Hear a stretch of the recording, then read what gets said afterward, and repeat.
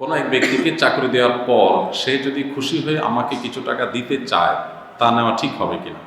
আর চাকরি দেওয়ার আগে যদি আমি বলে নেই যে চাকরি দিতে পারলে আমার এত টাকা দিতে হবে, এমনটি করলে নেওয়া ঠিক হবে কিনা? এই প্রশ্নকর্তা নিজে যদি চাকরিদাতা হন, আপনি এমন কোনো পদে আছেন যে আপনার দায়িত্বের অংশ হলো চাকরি দেওয়া, তাহলে সেক্ষেত্রে আপনি অতিরিক্ত কোনো টাকা গ্রহণ করলে, কোনো সুবিধা গ্রহণ করলে চাকরি প্রার্থীর কাছ থেকে, সেটা অবশ্যই উৎকোচ হবে, সেটা অবশ্যই ঘুষ হবে, যেটা হারাম, কোনো অবস্থাতে জায়েজ নাই। এটাকে উপহার বলে দেন, খুশি হয়ে দেন, আরও যত নাম দেন না কেন, সব অবস্থাটা কী হবে? হারাম হবে। আপনার দায়িত্বের বাইরে আপনি এমনি সাধারণ মানুষ, ওই অফিসে চাকরিও করেন না, সরকারি কর্মকর্তাও না, আপনি কারোর চাকরি দেওয়ার জন্য দৌড়াদৌড়ি করলেন। অনেক প্রতিষ্ঠান আছে যে প্রতিষ্ঠানগুলো এগুলো ম্যানেজমেন্ট করে, যে আপনি সিভি দিলেন, তিনি উপযুক্ত চাকরি খুঁজে বের করলেন, করে লিয়াজো করে দিলেন এবং মধ্যস্থতা করে চাকরি ব্যবস্থা করে দিলেন। তখন ওই কোম্পানি ফি হিসেবে যে টাকাটা নেবেন সেটা তাদের জন্য জায়েজ হবে। এর বাইরে সাধারণত চাকরি দিয়ে টাকা নেওয়া, এই যত আপনার পদ্ধতি আমাদের সমাজে প্রচলিত আছে, এগুলো বেশিরভাগই সাধারণত ওই ব্যক্তির দায়িত্বের অংশ, অথবা তিনি সরকারি চাকরি করছেন, আরেকজনকে লবিং করে, লিয়াজো করে, জাস্ট কোথাও একটু বলে করায় দিয়েছেন, তো এটার বিনিময়ে গ্রহণ করেছেন, এটা জায়েজ নাই। তিনি ব্রোকারের মতো খুঁজে খুঁজে দৌড়ে দৌড়ে চাকরি বের করেছেন, করে তারপর তার সিভি সেখানে সাবমিট করেছেন, দেন চাকরির ব্যবস্থা করেছেন, ব্রোকার হাউসের মতো। এরকম যদি কোনো প্রতিষ্ঠান হয় তখন জায়েজ হবে। আজকাল ঘুষ এবং যৌতুক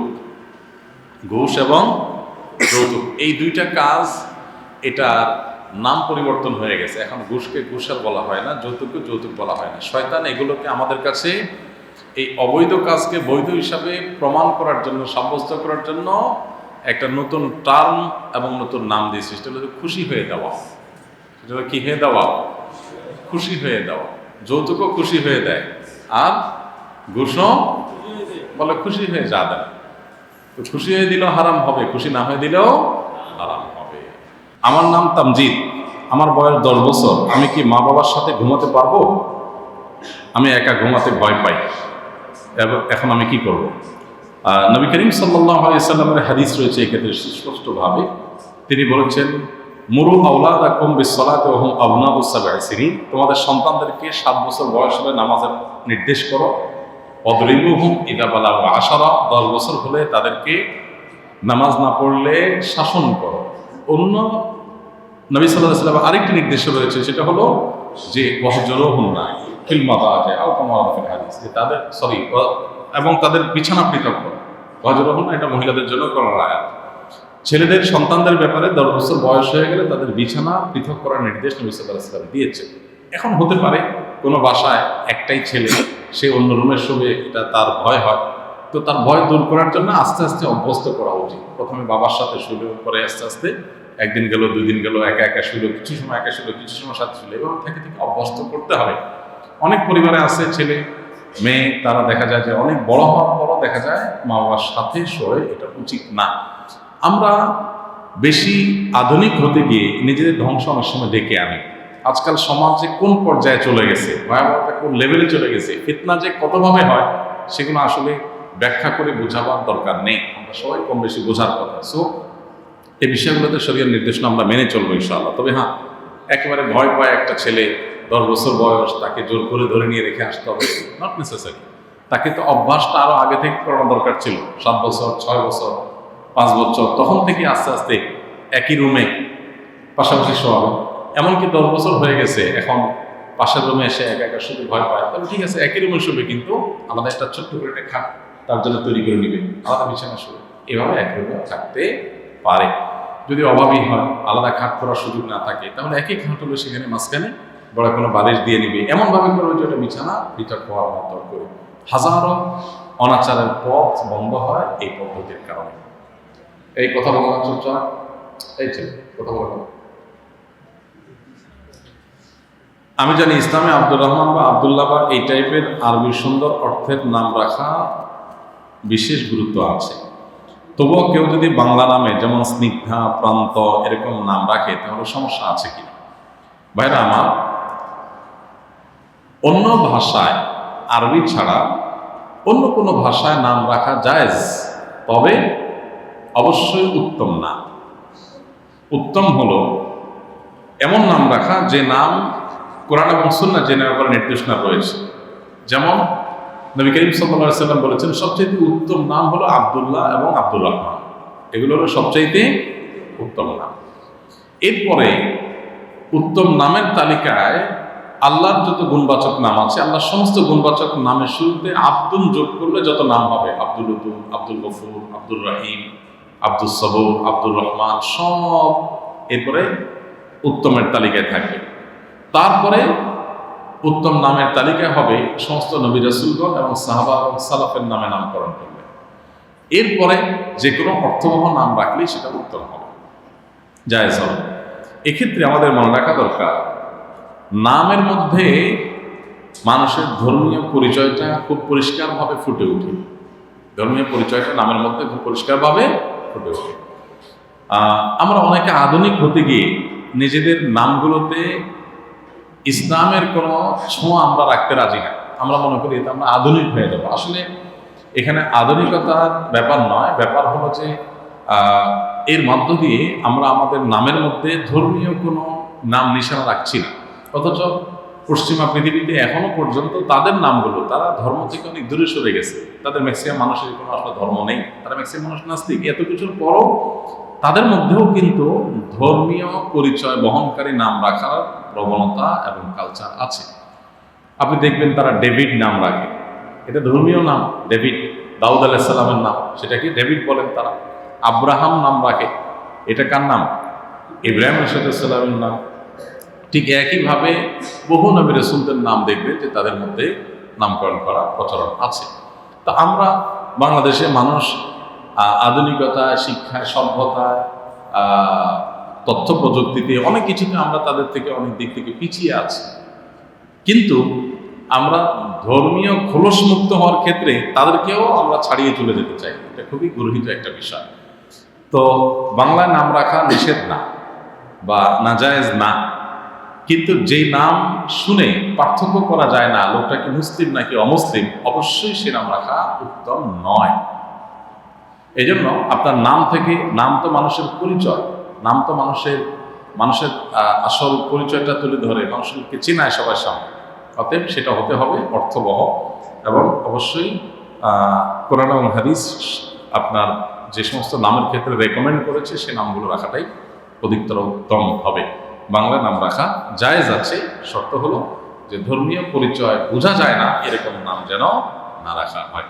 আপনারা দেখেছেন অতি সম্প্রতি একজন মেয়ে সম্ভবত ওই যে আগুনে বেইলি রোডের যে রেস্টুরেন্টটা আগুনে মারা গেছে, তার ধর্মীয় পরিচয় নিয়ে বিরাট ঝামেলা তৈরি হয়েছে। তার নাম পরিবর্তন করে ফেলেছিল। এরপরে হিন্দু না মুসলমান, বাবা মার সাথে আপনার হিন্দু ধর্মের পণ্ডিতদের সাথে রীতিমতো এটা নিয়ে টানাপোড়েন তৈরি হয়েছে, আদালত পর্যন্ত যেতে হয়েছে। তো এইসব নামের থেকে অনেকটা ধোঁয়াশা তৈরি হয়েছে, যদিও নামের বাইরেও সেখানে আরও বিষয় ছিল। এই জন্য নামের ক্ষেত্রে ধর্মীয় পরিচয় থাকা উচিত নামের মধ্যে। যদি সেটা রাখতে আপনার মধ্যে হেজিটেশন হয়, আপনার মধ্যে হীনমন্যতা হয়, তাহলে বুঝতে হবে আপনার ঈমানের ঘাটতি আছে, দুর্বলতা আছে। আপনি মুসলিম পরিচয় দিতে যদি হীনমন্যতা ভোগেন, তাহলে আপনি মুসলমান কিনা এটা নিয়ে সন্দেহ আছে। এই জন্য নিজেদের সন্তানদের নামের মধ্যে ইসলামের ছোঁয়া বা পরিচয় থাকা উচিত। কিয়ামতের ময়দানে মানুষকে নাম ধরে, বাবার নাম ধরে ধরে ডাকা হবে। তো এই নামগুলো অবশ্যই এমন নাম হওয়া উচিত যে নামটা ঈমানের পরিচয় বহন করে। এদেশের প্রায় সব মসজিদই কাতারবদ্ধভাবে সালাতে দাঁড়ানোর ক্ষেত্রে মুসল্লিরা একদম সম্পূর্ণ মসজিদের দুই প্রান্তের দেয়াল অবধি মিলিয়ে দাঁড়ায়। কাতারের দুই পাশের কোথাও কোনো জায়গা থাকে না। এক্ষেত্রে যাদের জরুরি কাজের জন্য ফরজ সালাত শেষে বাহির হওয়ার প্রয়োজন হয়, তারা কেউ মুসল্লিদের সালাত শেষ না হওয়া পর্যন্ত যেতে পারে না। আমাদের ভৈরবপল্লী মসজিদের চিত্র হুবহু একই। এখন এই সমস্যার সমাধানে করণীয় কি?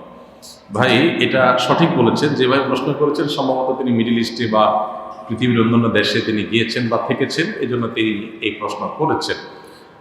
আপনার সাথে পুরোপুরি আমি একমত যে আমাদের দেশের মসজিদগুলোতে সামনে, পেছনে, ডানে, বামে, উত্তর দক্ষিণে একেবারে ওয়াল ঘেঁষে মুসল্লিরা দাঁড়ায়, কোনো জায়গা রাখা হয় না।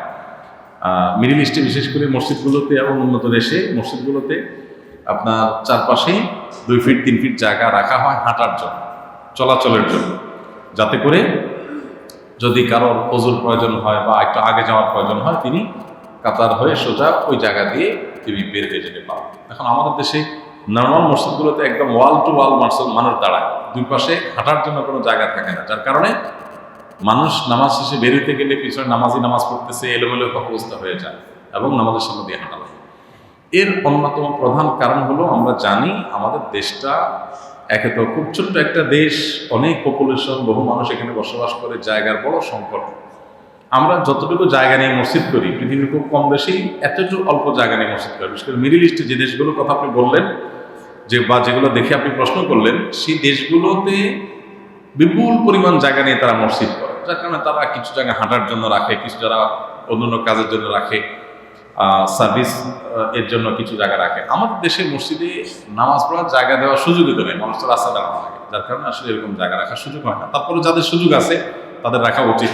আমরা সুন্নাহ ফাউন্ডেশন মসজিদ কমপ্লেক্স যেটা নির্মাণ করছি, সেখানে ইনশাআল্লাহ এরকম হাঁটার জায়গা থাকবে, আল্লাহ চান তো। আবাসিক এলাকায় গভীর রাত পর্যন্ত ওয়াজ মাহফিলের ফলে সাধারণ মানুষ তথা শিশু বৃদ্ধদের যে ভোগান্তি হয়, তার দায়ভার কাদের উপর বর্তায়? অবশ্যই ওয়াজ মাহফিলের যারা আয়োজন করছেন তাদের উপরে এর দায়ভার বর্তায়। ওয়াজ মাহফিল করা ভালো জিনিস, কিন্তু আপনার ওয়াজ মাহফিল যদি এলাকায় কারো কষ্টের কারণ হয়, গভীর রাত পর্যন্ত আপনি দূর দূরান্ত পর্যন্ত মাইক লাগায় ওয়াজ করেন, শিশু, বৃদ্ধ, অসুস্থ, হার্টের রোগী, অন্য ধর্মাবলম্বী, তাদের যদি বিরক্তির কারণ হয়, কষ্টের কারণ হয়, এটা অবশ্যই খুব অনুচিত কথা, অন্যায় কথা। ইসলাম এটা বলে না। আমাদের এর আগে আমরা বারবার বলেছি, ডক্টর আব্দুল্লাহ জাহিনুল্লাহ বলতেন, আমাদের ধর্মীয় আবেগ অনেক বেশি, ধর্মীয় জ্ঞান অনেক কম। আর এই কারণে ধর্মের নামে এমন কিছু করি আমরা যেটাতে আমাদের লাভের চাইতে ক্ষতি আরো বেশি হয়, সওয়াবের চাইতে গুনাহ আরো বেশি হয়। ওয়াজ মাহফিল করি মানুষকে ইসলামের দিকে আহ্বান করার জন্য। এখন রাত 12টা, 1টা, 2টা পর্যন্ত আমি মাইক লাগাই এমনভাবে ওয়াজ করলাম, বিশেষ করে শহরে আবাসিক এলাকায় যেভাবে প্রশ্ন করা হয়েছে, যদি আপনি মাইক দিয়ে দূর দূরান্ত পর্যন্ত ওয়াজ করতে থাকেন, তাহলে মানুষ বাসা বাড়িতে বসবাস করা কঠিন। এখানকার পরিবেশ পরিস্থিতি বোঝা উচিত। ঢাকা শহরে অনেক মাহফিল হয়, আমি দেখেছি রাত 11টা, 12টা, 1টা পর্যন্ত মাইক লাগায় জিকির করছেন, জিকিরের আওয়াজের চোটে সব প্রকম্পিত হচ্ছে। এটা ইসলাম না ভাই, ইসলাম এটা করতে বলে নাই। আপনাদেরকে আগে আমরা বলেছি, নবী করিম সাল্লাল্লাহু আলাইহি ওয়াসাল্লাম মসজিদে নববীতে এক সাহাবী তেলাওয়াত করছেন, তিনি তাকে বললেন, একটু আওয়াজ করে তেলাওয়াত করছেন, তাকে বললেন যে তুমি যাকে শোনাতে চাচ্ছ সে আল্লাহ তাআলা বধির নন, তিনি সামিয়া, সবকিছু শুনতে পান, তুমি কেন এত জোরে তেলাওয়াত করছো যে আশেপাশে মানুষের অসুবিধা হচ্ছে? মসজিদের মধ্যে একটু জোরে তেলাওয়াত, সেখানে নবী সাল্লাল্লাহু আলাইহি ওয়াসাল্লাম নিষেধ করেছেন। তাহলে সেখানে মাইক লাগায় আমরা তেলাওয়াত না ওয়াজ করতেছি, তো এটার কোনো মানে হতে পারে না। বিশেষ করে শহর অঞ্চলে মাহফিল যারা করেন তাদের সাবধানতা অবলম্বন করা দরকার।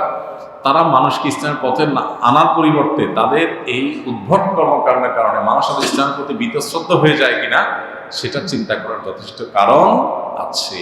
কিন্তু আয়োজক, আলোচক ম্যাক্সিমামই আমরা এগুলো খেয়াল করি না। হ্যাঁ, গ্রামাঞ্চলের কথা কিছুটা ব্যতিক্রম। গ্রামে যে গ্রামে মাহফিল হয়, গ্রামের পুরো গ্রামের মানুষই সাধারণত মাহফিল শোনার জন্য তারা উন্মুখ থাকেন, মহিলারা বাসা থেকে শোনার জন্য প্রস্তুত থাকেন। কিন্তু তারপরও সেখানেও যদি মাহফিল হয়, তারপরও সেটা যেন গভীর রাত পর্যন্ত অনেক বেশি সময় নিয়ে মাহফিল না হয়, এটা আমাদের খেয়াল করা দরকার। চোখের বদনজর থেকে বাঁচার উপায় কি? দৃষ্টিকে সংযত করতে হয়। আল্লাহ তাআলা বলেছেন, কুল্লিল মুমিনিনা ইয়াগুদ্দু মিন আবসারিহিম ওয়া ইয়াহফাযু ফুরুজাহুম। ঈমানদারদেরকে আল্লাহ তাআলা চোখ সংযত করতে বলেছেন, দৃষ্টি সংযত করতে বলেছেন। কিভাবে সংযত করব? এটার উত্তম ও পদ্ধতি হলো, উপায় হলো যে নিচের দিকে রাখা, প্রয়োজন ছাড়া মাথা না ওঠানো। যথাসম্ভব আমার যতটুকু এলাকা বা যতটুকু জায়গা এরিয়াতে আমার না তাকালে চলতে অসুবিধা হচ্ছে, ততটুকু এরিয়াতে আমি তাকাবো।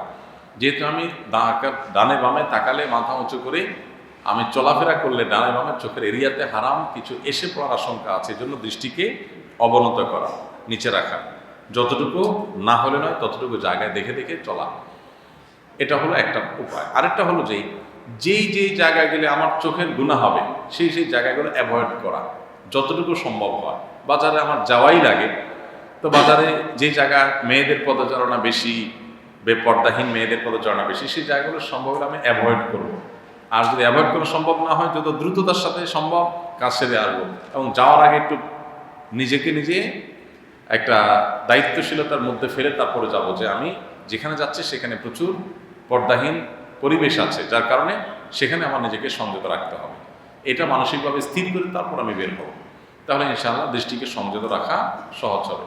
সোশ্যাল মিডিয়াতে আপনার ওয়ালে আজে বাজে জিনিস আসে, চোখের গুনাহ হয়, তাহলে যে যে পেজ থেকে যে যে আইডি থেকে যে যে গ্রুপ থেকে এগুলো আসে সেগুলোকে আনফলো করে দেন, সেগুলো ক্রস দিতে থাকেন, ক্যান্সেল করতে থাকেন। বারবার করতে করতে একটা সময় ফেসবুকের যে অ্যালগোরিদম সিস্টেম আছে, ইউটিউবের যে অ্যালগোরিদম সিস্টেম আছে, তাদের অ্যালগোরিদম অনুযায়ী আপনার কাছে আর ওগুলো আসবে না।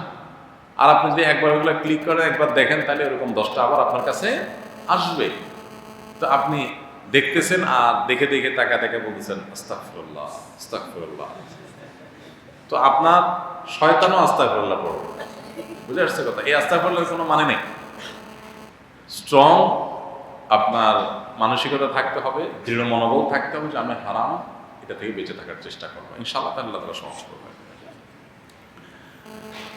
নামাজের জামাতে একটা কাতার পূর্ণ হওয়ার পর পরবর্তী কাতারে কি একাকী দাঁড়ানো যাবে? নামাজের আমাদের যে সারি হয়, কাতার হয়, একটা সারি পরিপূর্ণ হয়ে গেছে, কোনো জায়গা নাই উত্তরে দক্ষিণে, পুরোটা ফিল আপ।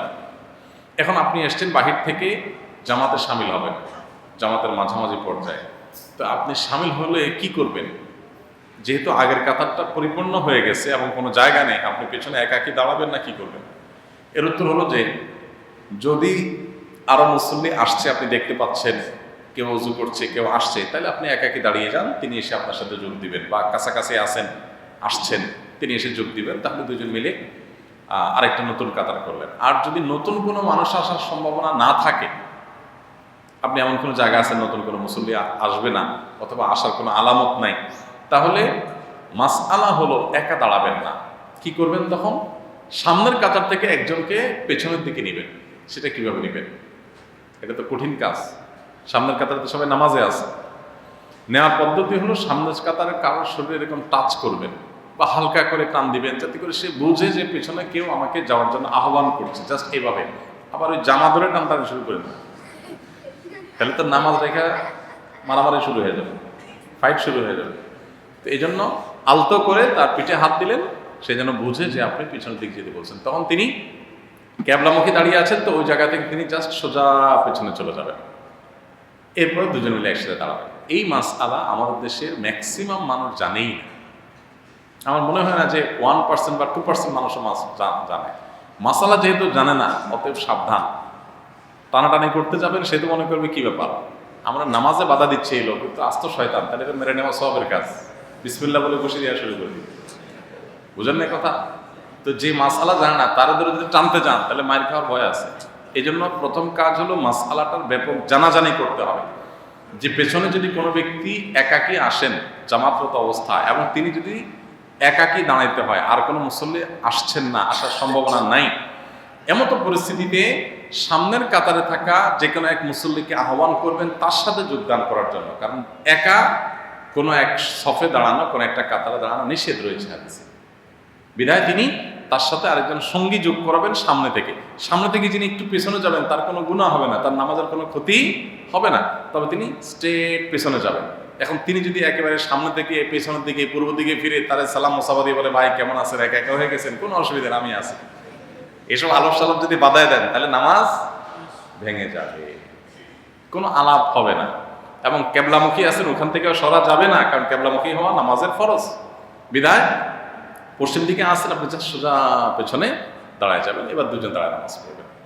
তো যে মাসআলা জানে, আপনার মনে হয় মুয়াজ্জিন সাহেব আলেম মানুষ, উনি মাসআলা জানে নিশ্চয়ই, তো ওনাকে ধরলে টাচ করলে আশা করা যায় এরকম সুবিধা পাবেন। আর যদি দেখেন যে না, এরকম কোনো সম্ভাবনা নাই, সামনে যারা আছে এরা বুঝে বলে মনে হয় না, টানতে গেলে আরো উল্টা মাইদুর খাওয়া লাগতে পারে, আর বাহির থেকে মানুষ আসার সম্ভাবনা নাই, তাহলে সেক্ষেত্রে যে অবস্থা আছে সে অবস্থায় দাঁড়িয়ে যাবেন, তারপরও জামাতে শামিল হবেন। কিন্তু একাকী দাঁড়ানো সাধারণ অবস্থাতে হাদিসে নিষেধ। ভাগে কোরবানি করা উত্তম নাকি এককভাবে কোরবানি করা উত্তম? খুবই দরকারি একটা প্রশ্ন। কোরবানির ক্ষেত্রে একটা গরুতে কয়েক ব্যক্তি শামিল হয়ে কোরবানি করতে পারেন, এটা জায়েজ, কিন্তু উত্তম হলো সিঙ্গেল সিঙ্গেল কোরবানি করা, প্রত্যেকে যার যারটা সে। আপনি একটা গরুর ভাগ দিলেন, এটা উত্তম, নাকি একটা ছাগল কোরবানি করলেন এটা উত্তম? একটা ছাগল কোরবানি করা উত্তম, এতে কোনো সন্দেহ নাই। আমাদের দেশে অনেকেই আছেন যে এই ছোট্ট মাসআলাটা বোঝার চেষ্টা করেন না। কোরবানির ক্ষেত্রে আমাদের আসলে নিয়তের ভেজালটা অনেক বেশি হয়। গরুটা তো দেখতে বড় হয়, গরু কোরবানি দিলে একটা ভাবসাব আসে, তাই না? ছাগল একটা পুচকে ছোট্ট একটা প্রাণী, এটা কোরবানি দিল, মনটা একটু ছোট থাকে, আর একটা ছাগল কোরবানি দিলাম।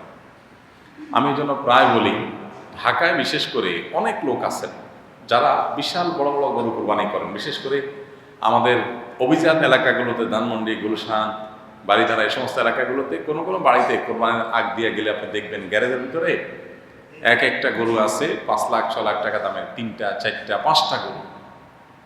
মানে কত বড় আল্লাহর প্রিয় বান্দা যে এতগুলো গরু আল্লাহ রাহে জবাই করতে চায়, কিন্তু আল্লাহর বান্দা নামাজ পড়ে না। বুঝে আসছে কথা? কিছু লোক আছে আলহামদুলিল্লাহ, আল্লাহ তাদের টাকাও দিছে, বড় গরু কোরবানি দেয়, মানুষকে গোশত দান করে সওয়াবের উদ্দেশ্যে, আল্লাহকে খুশি করার উদ্দেশ্যে, এটা তো ভালো। কিন্তু এর বাইরে ম্যাক্সিমাম লোক জানেন গরু বড় বড় দেখে দেয়, বেশি পরিমাণে দেয়, 10টা 20টা 50টা, অমুক সাপ তমুক সাপ, এমপি সাপ, মন্ত্রী সাপ, সভাপতি সাপ, ব্যবসায়ী সাপ। এগুলো বেশিরভাগই উপার্জনের কোনো ঠিক ঠিকানা নাই, উদ্দেশ্য মানুষের কাছে দেখানো, মানুষের কাছে ভালো সাজা। এই জন্য আমি বলি গরুর সাইজ যত বড় হয় নিয়তে তত ভেজাল বেশি হয়, সাধারণত, সব ক্ষেত্রে না, ব্যতিক্রম আছে। তো যাই হোক, এই জন্য আমাদের মনে রাখা দরকার কোরবানির ক্ষেত্রে এককভাবে কোরবানি দেওয়া উত্তম ভাগে কোরবানি দেওয়ার চাইতে। ভাগে কোরবানি দেওয়া জায়েজ আছে, এটা আরেক মুসিবত যে উম্মতের মুজমা আলাই ফতোয়া, যে ফতোয়ার উপরে উম্মা ঐক্যমত পোষণ করেছেন, আরব আজম কোনো আলেমদের দ্বিমত নাই যে একটা গরুতে একটা উটে 7 ব্যক্তির তরফ থেকে কোরবানি হতে পারে, এটা জায়েজ। এটা নিয়ে মত পার্থক্য করছেন অনেকে। তো ভাগে কোরবানি দেওয়া জায়েজ, এটা নিয়ে কোনো সন্দেহ নাই, কিন্তু উত্তম হলো ভাগে না দিয়ে সিঙ্গেল দেওয়া, একাকি দেওয়া। মা বাবার সাথে খারাপ ব্যবহার করেছি কিন্তু তারা জীবিত নেই, এখন মাপ চাওয়ার উপায় কি? কারণ মা বাবা দুনিয়া থেকে যদি চলে যান আর তার মনে হয় যে মা বাবার হক তিনি যথাযথভাবে আদায় করতে পারেন না, ত্রুটি করেছেন, তার করণীয় কি? নাম্বার 1, প্রথম করণীয় হলো তার ত্রুটির জন্য তিনি আল্লাহর কাছে কায়মনোবাক্যে চোখের পানি ফেলে মাপ চাইবেন এবং মৃত্যু পর্যন্ত এই মাপ চাওয়া অব্যাহত রাখবে। আল্লাহ, আমি আমার মা বাবার প্রতি যে জুলুম করেছি বা তাদের যে হক নষ্ট করেছি, তাদের যে অধিকার খর্ব করেছি, আপনি আমাকে মাফ করে দেন। আল্লাহর কাছে মাপ চাইতে হবে, এটা এক। দ্বিতীয় করণীয় হলো, নবী করিম সাল্লাল্লাহু আলাইহি ওয়াসাল্লাম একটা হাদিস রয়েছে হুবহু এই প্রসঙ্গে। তিনি বলেছেন যে কোনো মানুষ তার মা বাবার অগোচরে তাদের মৃত্যুর পর কিভাবে তাদের প্রতি বিল করবে, কিভাবে তাদের প্রতি সদাচরণ করবে। এক সাহাবী জিজ্ঞাসা করেছেন, ইয়া রাসূলুল্লাহ, আমার মা, আমার বাবা মারা গেছেন, কিভাবে আমি কাইফা আবার রহমা, কিভাবে আমি তাদের প্রতি সদাচরণ করবো, তারা তো মারা গেছে। তো এটার উপায় সম্পর্কে নবী সাল্লাল্লাহু আলাইহি ওয়াসাল্লাম বলেছেন যে মা বাবা জীবদ্দশায় যাদের সাথে চলাফেরা করতেন, আপনার মা যাদেরকে বান্ধবী হিসাবে গ্রহণ করতেন, বাবার বন্ধু বান্ধব যারা ছিলেন, যাদের সাথে উঠা বসা করতেন, আপনার বাবা তার একটা নাতিকে খুব আদর করতেন, ছেলেকে আদর করতেন, মা তার একটা মেয়েকে আদর করতেন, তার নাতিদেরকে আদর করতেন। এক কথা, তারা যেটাকে পছন্দ করতেন, যাদের সাথে সুসম্পর্ক রাখতেন, আপনি তাদের মৃত্যুর পর সেই কাজটা করবেন। কথা বুঝে আসছে? আপনার বাবা তার এক বন্ধুকে খুব শ্রদ্ধা করতেন, আপনি তাকে শ্রদ্ধা করবেন, ভালোবাসবেন বাবার মতো করে। আপনার মা যাদের সাথে মিশতেন, আপনি তাদের পারলে খেদমত করবেন, তাদের উপহার উপঢৌকন দিবেন, তাদের সাথে সুসম্পর্ক বজায় রাখার চেষ্টা করবেন। এভাবে যদি আমরা করি তাহলে মা বাবার অগোচরে তাদের প্রতি যে আমাদের দায়িত্বশীলতা, সেটা আদায় করা সম্ভব হবে ইনশাআল্লাহ। এর পাশাপাশি মা বাবার তরফ থেকে দান সাদাকা করা, তাদের তরফ থেকে আল্লাহর কাছে আল্লাহর রাহে দান সাদাকা করা, এগুলোর মাধ্যমে ইনশাআল্লাহ মা বাবার মৃত্যুর পরও আমরা তাদের প্রতি সদাচরণ করার সুযোগ লাভ করবো এবং আগের যে অন্যায় অনাচার হয়েছে আল্লাহর কাছে মাপ চাইলে এবং এভাবে তাদের পক্ষ থেকে দান সাদাকা করলেন, তাদের বন্ধুবান্ধব, তাদের চলাফেরা করা মানুষগুলোর সাথে সদাচরণ করলেন, এগুলো করলে আশা করে যে আল্লাহ তাআলা রিকভার করবেন। যদি মুদ্রার দর পরিবর্তন হয়ে যায় সেক্ষেত্রে ঋণ আদায়ের পদ্ধতি কি হবে? ঋণ আদায়ের ক্ষেত্রে মুদ্রাস্ফীতি ধর্তব্য হবে না। আপনি 10,000 টাকা লোন নিয়েছেন একজনের কাছ থেকে 10 বছর আগে। 10 বছর আগে যে 10,000 টাকা লোন নিয়েছেন, এখন বর্তমানে সেই 10,000 টাকার বাজার মূল্য অনেক কমে গেছে। এখন 10,000 টাকায় সেই জিনিস পাওয়া যায় না 10 বছর আগে যে জিনিস পাওয়া যেত। তো এখন আপনি কি করবেন? উত্তর হলো মুদ্রাস্ফীতি এক্ষেত্রে ধর্তব্য নয়, ওই 10,000 টাকাই দেবেন আপনি। এখন প্রশ্ন হবে, চাইলে 10 বছর আগে যে ভদ্রলোক আমাকে লোন দিয়েছেন তিনি তো ক্ষতিগ্রস্ত হয়ে গেলেন, কারণ 10 বছর আগের 10,000 টাকার ভ্যালু এখনকার 10,000 টাকার ভ্যালু তো এক না। তাহলে তার যে ক্ষতি হয়ে গেল সেটা কিভাবে আমরা পোষাবো? এটার উত্তর হলো যে ইমানদারের দৃষ্টি শুধু দুনিয়াবী লাভ ক্ষতিতে নয়, ইমানদারের দৃষ্টি দুনিয়াবী লাভ ক্ষতির পাশাপাশি আখিরাতের লাভ ক্ষতির দিকেও আছে। ঋণ দেওয়া একটা ইবাদত, লোন দেওয়া একটা ইবাদত, একটা নেক আমল। কোন কোন হাদিসে বর্ণিত হয়েছে যে দানের চাইতেও কোন কোন ক্ষেত্রে ঋণ দিলে সওয়াব আরো বেশি হয়। প্রশ্ন উঠতে পারে কিভাবে এটা হয়? দান করলাম মানে একসাথে দিয়ে দিলাম, আর ঋণ দিলাম মানে দিলাম আবার নেব, তাহলে একসাথে দিয়ে দেওয়ার চাইতে আবার দিলাম আবার নেব, এটা উত্তম কিভাবে হয়? এর উত্তর হলো, এর মানে হলো আমি একজনকে 100 টাকা দান করব, তাকে এই 100 টাকা দান না করলেও তার তেমন কোনো অসুবিধা নেই, এই লেভেলের আছে লোকটা, তারপর আমি তাকে দান করলাম। এই নফল দান এটার চাইতে একটা লোকের 100 টাকা লোন দরকার, তার লোনটা দিলে তার অনেক উপকার হবে, না দিলে অনেক ক্ষতিগ্রস্ত হবে বেচারা। এই টাইমে এই 100 টাকা এখানে দানের চাইতে এখানে লোন দেওয়াটার সব বেশি হবে। এটা ডিপেন্ড করে পরিস্থিতির উপরে। তো এই জন্য লোন দেওয়া যেহেতু সবের কাজ, আপনি 10 বছর আগে লোন দিয়েছেন, এখন সেটার দাম অনেক কমে গেছে, এটা দিয়ে এত জিনিসপত্র পাওয়া যাবে না 10 বছর আগে যেটা পাওয়া যেত, আপনি ক্ষতিগ্রস্ত হয়েছেন বাহ্যিকভাবে, কিন্তু আল্লাহর কাছে 10,000 টাকার সব আপনার অ্যাকাউন্টে জমা হয়ে গেছে। সো যেটুকু ক্ষতি হয়েছে তার সাথে লাভ হবে বহুগুণ বেশি। তো ইমানদার তিনি তো লোন দিবেন আল্লাহকে খুশি করার জন্য, বিধায় এই লোন দেওয়ার প্রচলনটা বাড়াতে হবে। মুশকিল হলো আজকাল লোন দিলে টাকা উসুল করা যায় না, মানুষ বেশিরভাগ ফাঁকি ঝুঁকি দেওয়ার মানসিকতা রাখে। এই জন্য তো শরীয়ত বন্ধকের ব্যবস্থা রেখেছে, আল্লাহ তাআলা কোরআনে বন্ধকের বিধান রেখেছেন, ফারিহান মাকবুদা, সেক্ষেত্রে বন্ধক রেখে তারপর লোন দিবেন, যদি না আদায় করে বন্ধকের জিনিস বিক্রি করে টাকা উসুল করবেন। তারপর লোন নিঃস্বার্থভাবে সুদমুক্ত লোন দেওয়ার এই প্রচলন আমাদের সমাজে বাড়াতে হবে। সুদের মোকাবেলার জন্য সুদমুক্ত লোনের প্রচলন বাড়ানোর কোনো বিকল্প নাই।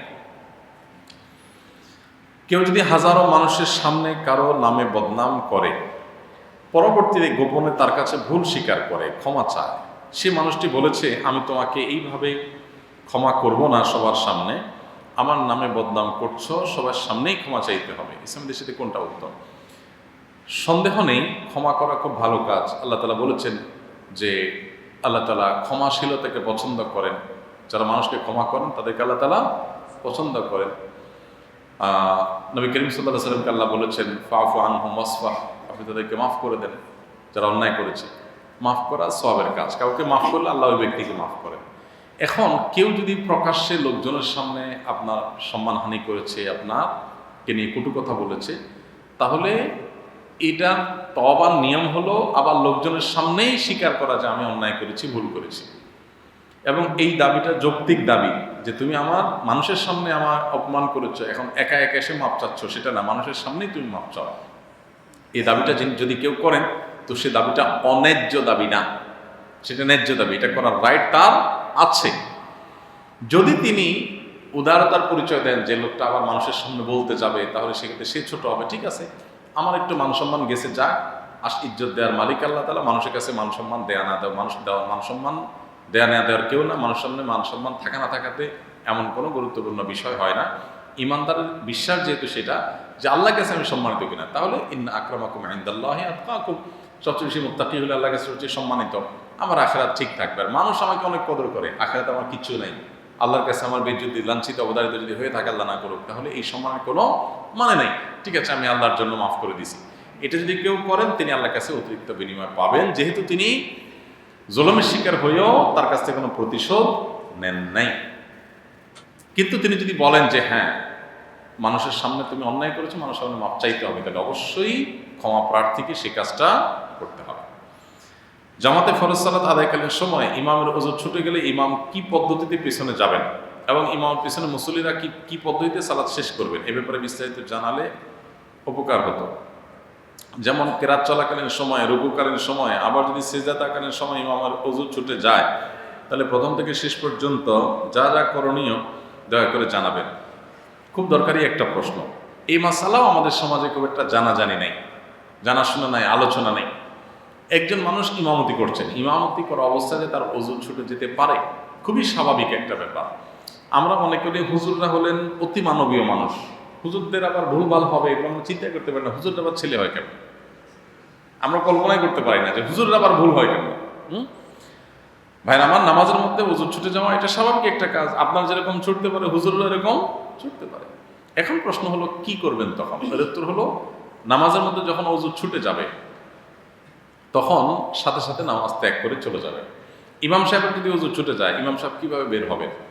এর উত্তর হলো, যে অবস্থায় এমনকি আপনি সেজদায় আছে, সেজদায় ওযু ছুটে গেছে, তাহলে সেজদা অবস্থাতে আপনি নামাজ ছেড়ে দেবেন। ছেড়ে পেছনের একজন মুসল্লিকে সেজদা থেকে হাত দিয়ে টাচ করবেন, সে তো টের পাবে, উঠে যাবে, উঠলে হাত দিয়ে ইশারা করবেন, সে যায় ইমামতিতে সেজদাতে থাকবে। সেজদা থেকে তিনি সব মুসল্লিদেরকে তাকবীর দিয়ে মাথা তোলাবেন, এরপরে বাকি নামাজ কন্টিনিউ করবেন। মুসল্লিদের পুরো নামাজ হয়ে যাবে, কোনো কিছু নতুন করে যোগ করতে হবে না। কথা কি বোঝাতে পারছি? যদি ধরেন প্রথম রাকাতে নামাজ ছুটলো, তাহলে দ্বিতীয় রাকাতে মাগরিব এশা হলে ফজর হলে উচ্চস্বরে কেরাত আছে, তাহলে যিনি পরবর্তীতে ইমামের প্রতিনিধি হলেন তিনি উচ্চস্বরে কেরাত পড়বেন। ইমাম থাকলে যা করতেন ঠিক সে কাজটাই করবেন। আর যদি নীরবের কেরাত তাহলে নীরবে পাঠ করবেন। এখন প্রশ্ন হল, ইমাম সাহেব বের হবেন কিভাবে? এটা তো মুসিবতের ব্যাপার। কারণ আমাদের দেশে যে বলছিলাম, মসজিদগুলো এমনভাবে কাতার করা হয় যে উত্তর দক্ষিণ ফুল প্যাক আপ, বের হওয়ার জন্য কোনো রাস্তা নাই। মিডিল ইস্টে বা উন্নত দেশগুলোতে দেখা যায় ইমাম সাহেব বের হওয়ার একটা দরজা থাকে সাইডে, যে আল্লাহ বান্দা এদিক দিয়ে যা উজু করে আসতে পারে। কিন্তু এখন ইমাম সাহেব তো জেলখানাতে আটকে পড়ে গেছে, বিরাট মুসিবত। এমনকি আমরা আসুনা ফাউন্ডেশন মসজিদ কমপ্লেক্স যেটা বানাচ্ছি, ওখানেও সাইডে এরকম রাখছিলাম। পরে সবাই মিটিং করে ইঞ্জিনিয়াররা বললো যে ভাই, এটা করলে 2টা কাতারের জায়গা নষ্ট হয়, আমাদের জায়গা কম, এমনি মসজিদ ছোট হয়ে যাচ্ছে, তো কি আর করা যাবে। বললাম ঠিক আছে, তাহলে সাইডে রাস্তা রাখি, অন্তত দৌড়ানোর পালানোর ব্যবস্থা যেন থাকে, উজু চলে গেলে যেন যাওয়ার ব্যবস্থাটা থাকে। তো ওইটুকু করা হয়েছে।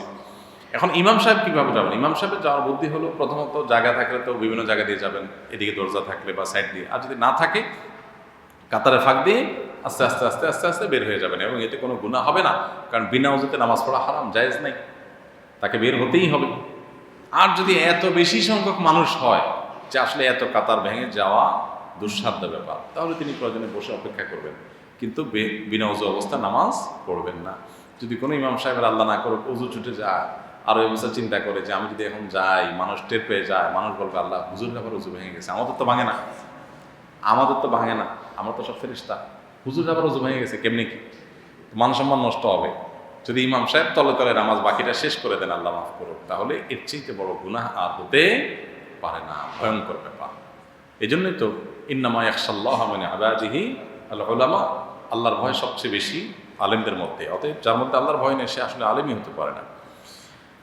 পবিত্র জুমার দিনে সবাই আগে আসবে হুজুরের খুতবা শোনার জন্য এবং সওয়াবের আশা, কিন্তু আমরা আগে বসেও বারান্দায় বসতে হয়। আমাদের বলা হয় ভেতরে বয়স্কদের জন্য কিছু জায়গা রাখা হয়েছে, কিন্তু এরপরও 30-40 জন মানুষ ভেতরে প্রবেশ করানো হয়। আর আমাদের বলা হয় নামাজের পর প্রশ্নোত্তর পর্ব আছে, তখন হুজুরের সাথে কথা বলা যাবে। ভাই, হ্যাঁ, এই প্রশ্ন একেবারে যৌক্তিক প্রশ্ন। গত সপ্তাহে মসজিদ কর্তৃপক্ষ আমার সাথে কথা বলেছেন যে আসলে এলাকার কিছু মুরব্বী